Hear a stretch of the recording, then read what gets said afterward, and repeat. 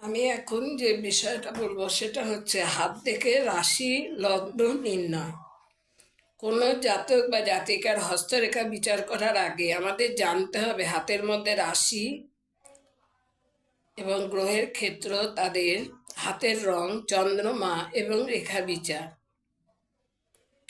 গ্রহগুলোকে ভালো করে চিনতে অথবা জানতে হবে। তার কারণ হলো গ্রহের দ্বারাই মানুষের ভাগ্য নিয়ন্ত্রণ করে। শুধু মানুষকে নয়, পৃথিবীতে গ্রহের প্রভাব প্রত্যেকটা জীবের উপরেই পড়ে। প্রত্যেকটা গ্রহের কারকতা ভীষণ ভালোভাবে জানতে হবে।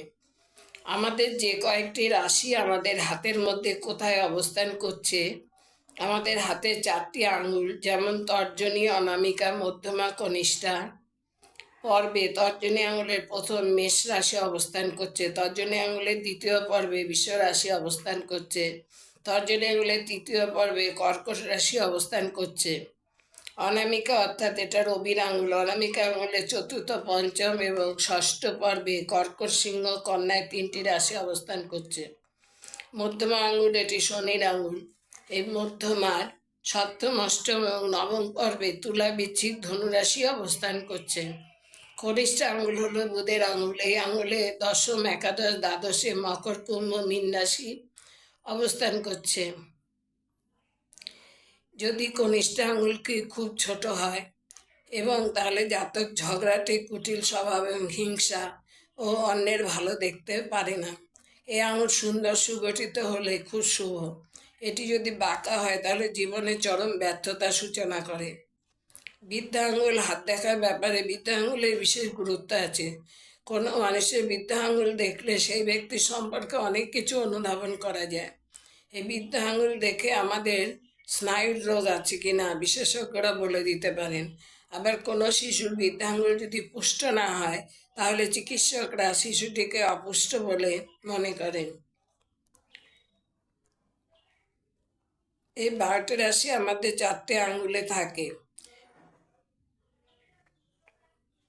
এবার আমরা জাতি জাতীয় হাতে বৃদ্ধাঙ্গুলি নমনীয় হয়। এরা হাসিখুশি স্বভাব এবং উদার মনের মানুষ হবেন। এদের প্রতি লোক আকৃষ্ট হয়। এরা সহজে সব পরিবেশে নিজেকে মানিয়ে নিতে পারে। প্রেম প্রীতি, জনসেবামূলক কাজের প্রতি এদের আগ্রহ থাকবে। কিন্তু আমাদের হাত দেখে রাশি অথবা লগ্ন বুঝবো কি করে? আমি আগেই বলে দিই এটা আমাদের হাতের আঙুলের মধ্যে 12টি রাশি অবস্থান করছে, বলে দিয়েছি আর কি। তর্জনী, অনামিকা, মধ্যমা, কনিষ্ঠা 12টি রাশির অবস্থান। তবে আমরা জ্যোতিষীরা জাতকের হাত থেকে বুঝবো রাশি কি, লগ্ন কি। কিভাবে বুঝবো? প্রথমে দেখতে হবে হাতের মধ্যে কোন গ্রহটা তুঙ্গি অবস্থায় আছে, অর্থাৎ শুভ অবস্থায় আছে। যদি হাতে 2টি গ্রহ তুঙ্গি ও শুভ থাকে তাহলে একটি রাশি, অন্যটি লগ্ন ধরে নিতে হবে। তুঙ্গ গ্রহ অর্থাৎ সুউচ্চ, শুভ অর্থাৎ কাটাকাটি বিহীন। কিন্তু বৃহস্পতির ক্ষেত্রে যদি ক্রস থাকে, ক্রস চিহ্ন ও জব চিহ্ন থাকে তাহলে খুবই শুভ। কিন্তু অন্যান্য ক্ষেত্রে ক্রস ও জব চিহ্ন যুক্ত অশুভ। দেখতে হবে আঙুলের রাশি স্থানে ওইসব রাশির মধ্যে কোন কোন দিকে, উপর থেকে নিচে দাগ আছে, সোজা দাগ। এই লম্বা দাগগুলো বেশি এবং কাটা দাগ, এরো দাগ আছে কিনা। এরো দাগ খুব কম বা নেই। এরপর দেখতে হবে ওই দাগগুলোর মধ্যে বেশি পুষ্ট। এইভাবে রাশি ও লগ্ন নির্ণয় করতে হবে। রবির ক্ষেত্র যদি পরিষ্কার হয় তাহলে যশ, খ্যাতি, প্রতিপত্তি, প্রতিষ্ঠা, জীবন যুদ্ধে তিনি জয়ী হবেন। চন্দ্রের ক্ষেত্রে শুভ হলে, উচ্চ কাটাকাটি বিহীন হলে কল্পনা প্রিয় হয়, লেখক কবি কল্পনা প্রবণ হয়, তবে আদর্শবাদী মানুষ হবেন। যদি চন্দ্রের স্থানটি নিচু ও কাটাকাটি হয় তাহলে মনে শান্তি আসবে না, বোধ বুদ্ধির অভাব দেখা দেবে, জীবনে দুর্নাম হবে। চন্দ্রকে সৌরজগতের মাতা বলা হয়। রবি গ্রহটি যদি খারাপ থাকে, রবি রেখা হাতে না থাকে তাহলে উন্নতিতে বাধাপ্রাপ্ত হয়, জীবন যুদ্ধে হেরে যাওয়া, মান সম্মান, প্রতিপত্তি অর্জন করতে পারে না। বৃহস্পতি হচ্ছে দেবগুরু। বৃহস্পতির স্থান যদি উঁচু হয়, স্থান যদি উঁচু ও শুভ হয় তাহলে তার কর্তৃত্ব করার ক্ষমতা থাকবে। তবে বৃহস্পতিকে যদি বৃহস্পতিতে ক্রস বা চতুষ্কোণ থাকে, উঁচু ঘরে বিবাহ অথবা বিবাহে অর্থ লাভ করবে। সেই ব্যক্তি সংকটমূলক কাজ করবে। বৃহস্পতি যদি নিচস্থ হয় তাহলে নানা দুঃখ কষ্ট, বিড়ম্বনা, দুর্ভাগ্য আসতে পারে। এমনকি সেই ব্যক্তি অন্যায় পথে অর্থ উপার্জন করবে। শনি গ্রহ শনির ক্ষেত্রে যদি হাতের প্রশস্ত ও উচ্চস্থ হয় তবে খুব শুভ লক্ষণ। আর যদি খারাপ থাকে তাহলে ভীষণ খারাপ। দুঃখ কষ্ট। শনি হলো নিঃসঙ্গতা, একা থাকতে ভালোবাসে।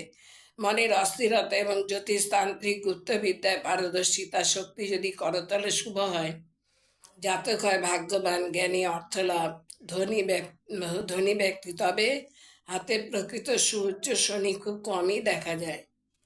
বুধ যদি হাতে শুভ থাকে এবং এর সাথে একটি বুধ রেখা হাতে স্পষ্ট থাকে, খুবই শুভ লক্ষণ। জাতক জাতিকার চিন্তা শক্তি খুব গভীর হবে, কিন্তু বাইরে থেকে খুব অমায়িক সরল মনে হলেও এদের মধ্যে কুটিলতার ভাব থাকবে। চিকিৎসাবিদ্যা, আইনবিদ্যা, অধ্যাপনা এদের ভালো হয়। শিক্ষকতা, বুদ্ধির কারক গ্রহ। বুধ ক্ষেত্রটি খারাপ থাকলে বুদ্ধি কম ও অহংকারী হয়। বুধের ক্ষেত্রে যদি তিল চিহ্ন থাকে তাহলে জাতকের কোনো নারীর দ্বারা প্রতারিত হতে পারেন। শুক্রের ক্ষেত্রে যদি হাতে প্রশস্ত উন্নত হয়, খুব ভালোই। গ্রহটি জীবনের সুখ, সৌন্দর্য, প্রেম, বিলাসিতা প্রদানকারী হয়। শুক্র ভালো হলে আনন্দে দিন কাটবে। শুক্রের ক্ষেত্রে নিচু যদি হয় তাহলে অশুভ ক্রস চিহ্ন থাকে, প্রচুর সংগ্রামে দিন কাটে। অপোজিট লিঙ্গের প্রতি আকর্ষণ থাকে। আত্মীয় বন্ধুদের বিশ্বাস করলে প্রতারিত হতে হবে। যৌন রোগ দেখা দিতে পারে। মঙ্গল হলো সেনাপতি, যুবক গ্রহ। আমাদের হাতের মধ্যে মঙ্গলের ক্ষেত্রটি যদি উন্নত, কাটাকাটি বিহীন ও তিলবিহীন থাকলে তেজ, বীরত্ব, পরাক্রম প্রকাশ পায়। মঙ্গল গ্রহটি শুভ অবস্থা থাকলে জাতকের ভূসম্পত্তি, কৃষিক্ষেত্র, বাড়ি জমি হবে। নেশা করার প্রবণতাও থাকবে। মঙ্গল যদি নিচস্থ হয় এবং ওই স্থানে যদি তিল থাকে তাহলে অশুভ সূচনা করে। বিষয় সম্পত্তি, জমি জমা থাকে না, থাকলেও নষ্ট হয়ে যায়, দাঙ্গায় জড়িয়ে পড়ে, দুর্ঘটনা ঘটার সম্ভাবনা থাকে।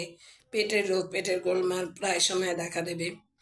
রাহু ক্ষেত্র শুভ অবস্থা থাকলে জাতকের কর্মশক্তি বেড়ে যায়। জীবন যুদ্ধে জয়ী হবার জন্য প্রচণ্ড প্রচেষ্টা, কিন্তু এরা নেশাগ্রস্ত ও অহংকার থাকবে। রাহু যদি অশুভ হয় হাতে তাহলে কাটাকাটি, জালযুক্ত হয় বা তিল থাকে তাহলে খুবই খারাপ। জীবের উন্নতিতে চরম বাধা পায়। শত্রুরা সর্বদা বাধা দেবে ও ক্ষতিকর ও বাধা দেবে। আত্মীয় স্বজন ক্ষতি করে এবং বাধা দেবে। আত্মীয় স্বজন, বন্ধু বান্ধব এরাও শত্রু হতে পারে। জীবনে চলার পথে প্রতিপদে বাধা, উন্নতিতে কর্মে বাধা, শুভ কাজে আগেই বিঘ্ন ঘটে, প্রাপ্তিতে বাধা, আঘাত, দুর্ঘটনা, এমনকি হঠাৎ মৃত্যুযোগও দেখা দিতে পারে। পেটের রোগ, লিভারের রোগ, যৌন রোগ, কুপথে গমন, অর্থ যায়। কেতুর ক্ষেত্রে যদি সুগঠিত হয় তাহলে শুভ। কেতুর অবস্থান তো হাতের কেন্দ্রে, এই জায়গাটা একটু নিচু হয়। কেতু যদি ভালো থাকে তাহলে জাতকে ধন সম্পত্তি, বাড়ি সম্পত্তি ও নানা পথে সম্মান, উন্নতি লাভ হয়। কেতু ভালো থাকলে নানা পথে উন্নতি ও সুখ সমৃদ্ধি আসে। পরিশ্রমী হবে। কেতু অশুভ থাকলে জীবনে পদে পদে বাধা বিপত্তি আসে। জমি, গৃহ সম্পত্তিতে বাধা না থাকার সম্ভাবনা থাকে, বাধা ও না থাকার সম্ভাবনা থাকে। এবার আমি হাতের সাহায্যে দেখাচ্ছি। এটা একটা হাত। এটা 1 নম্বরে, যে এটা হচ্ছে তর্জনী আঙুলের প্রথম পর্বে মেষ রাশি, দ্বিতীয় পর্ব বৃষ, তৃতীয় পর্ব মিথুন। তারপর অনামিকা আঙুলের প্রথম পর্বে হচ্ছে কর্কট রাশি, দ্বিতীয় পর্বে সিংহ, তৃতীয় পর্বে কন্যা। তারপর এটা হচ্ছে মধ্যমা মানে শনির আঙুল। এর আঙুলের প্রথম পর্বে তুলা রাশির অবস্থান, দ্বিতীয় পর্বে বৃশ্চিক রাশির অবস্থান, তৃতীয় পর্বে ধনু রাশির অবস্থান। এবার এটা হচ্ছে কনিষ্ঠা। কনিষ্ঠার প্রথম পর্বে মকর রাশির অবস্থান, দ্বিতীয় পর্বে হচ্ছে কুম্ভ রাশির অবস্থান, আর তৃতীয় পর্বে মীন রাশির অবস্থান।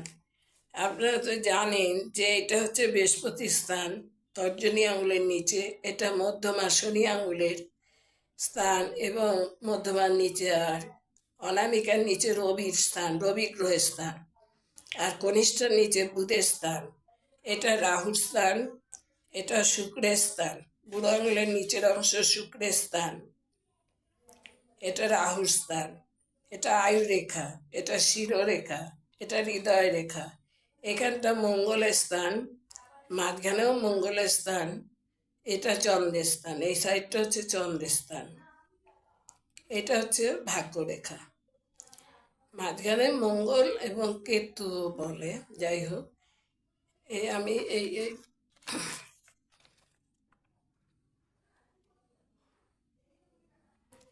আজ এই পর্যন্ত।